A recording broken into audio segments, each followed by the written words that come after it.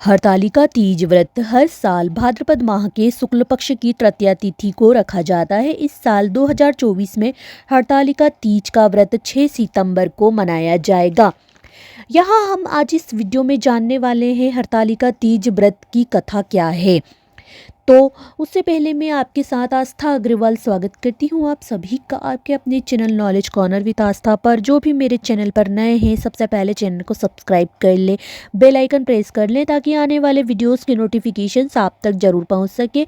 और अगर वीडियो पसंद आए तो लाइक शेयर कमेंट ज़रूर करें।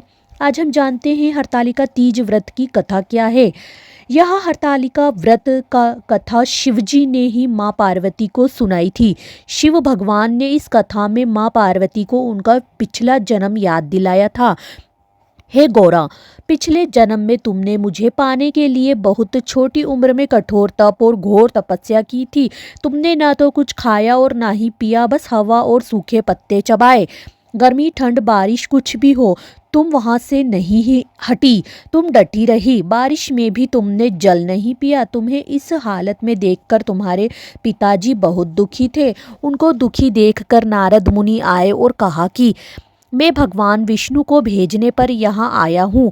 वह आपकी कन्या से विवाह करना चाहते हैं। इस बारे में मैं आपकी राय जानना चाहता हूँ।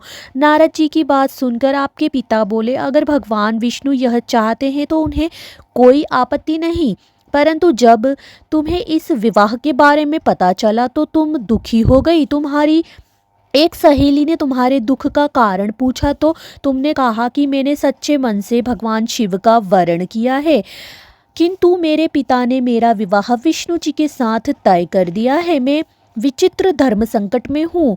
अब मेरे पास प्राण त्याग देने के अलावा कोई और उपाय नहीं बचा। तुम्हारी सखी बहुत ही समझदार थी। उसने कहा, प्राण छोड़ने का यहाँ कारण ही क्या है। संकट के समय धैर्य से काम लेना चाहिए। भारतीय नारी के जीवन की सार्थकता इसी में है कि जिसे मन से पति रूप में एक बार वरण कर लिया जाए तो जीवन पर्यंत उसी से निर्वाह करें। मैं तुम्हें घनघोर वन में ले चलती हूँ, जो साधना स्थल भी है, और यहाँ तुम्हारे पिता तुम्हें खोज भी नहीं पाएंगे। मुझे पूर्ण विश्वास है कि ईश्वर अवश्य ही तुम्हारी सहायता करेंगे। तुमने ऐसा ही किया। तुम्हारे पिता तुम्हें घर में न पाकर बड़े चिंतित और दुखी हुए। इधर तुम्हारी खोज होती रही, उधर तुम अपनी सहेली के साथ नदी के तट पर एक गुफा में मेरी आराधना में लीन रहने लगी। तुमने रेत के शिवलिंग का निर्माण किया। तुम्हारी इस कठोर तपस्या के प्रभाव से मेरा आसन हिल उठा और मैं शीघ्र ही तुम्हारे पास पहुंचा और तुमसे वर मांगने को कहा। तब अपनी तपस्या के फलीभूत मुझे अपने समक्ष पाकर तुमने कहा, मैं आपको सच्चे मन से पति के रूप में वरण कर चुकी हूँ। यदि आप सचमुच मेरी तपस्या से प्रसन्न होकर यहाँ पधारे हैं तो मुझे अपनी अर्धांगिनी के रूप में स्वीकार कर लीजिए। तब तथास्तु कहकर मैं कैलाश पर्वत पर लौट गया। उसी समय गिरिराज अपने बंधु बांधवों के साथ तुम्हें खोजते हुए वहां पहुंचे। सारा वृतांत बताया और कहा कि मैं घर तभी जाऊंगी अगर आप महादेव से मेरा विवाह करेंगे। तुम्हारे पिता मान गए और उन्होंने हमारा विवाह करवाया। इस व्रत का महत्व यह है कि मैं इस व्रत को पुण्य निष्ठा से करने वाली प्रत्येक स्त्री को मनवांछित फल देता हूँ। इस पूरे प्रकरण में तुम्हारी सखी ने तुम्हारा हरण किया था, इसलिए इस व्रत का नाम हरतालिका व्रत हो गया। इस व्रत से जुड़ी एक मान्यता यह है कि इस व्रत को करने वाली स्त्रियां पार्वती जी के समान ही सुखपूर्वक पतिरमण करके शिवलोक को जाती है।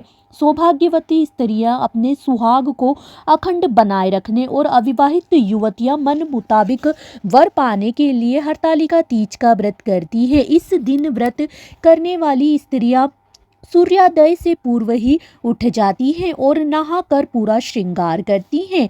पूजन के लिए केले के पत्तों से मंडप बनाकर गौरी शंकर की प्रतिमा स्थापित की जाती है। इसके साथ पार्वती जी को सुहाग का सारा सामान चढ़ाया जाता है। रात में भजन कीर्तन करते हुए जागरण कर 3 बार आरती की जाती है और शिव पार्वती विवाह की कथा सुनी जाती है। रात्रि भजन कीर्तन के साथ रात्रि जागरण करना पड़ता है। प्रातःकाल स्नान करने के पश्चात श्रद्धा एवं भक्ति पूर्वक किसी सुपात्र सुहागिन महिला को श्रृंगार सामग्री, वस्त्र, खाद्य सामग्री, फल, मिष्ठान एवं यथाशक्ति आभूषण का दान करना चाहिए। रेत के शिवलिंग बनाए हैं तो उनका फल जलाशय में विसर्जन किया जाता है और खीरा खाकर व्रत को संपन्न किया जाता है। आपको यह वीडियो कैसा लगा कमेंट करके ज़रूर बताइए और लाइक शेयर ज़रूर कर दीजिए।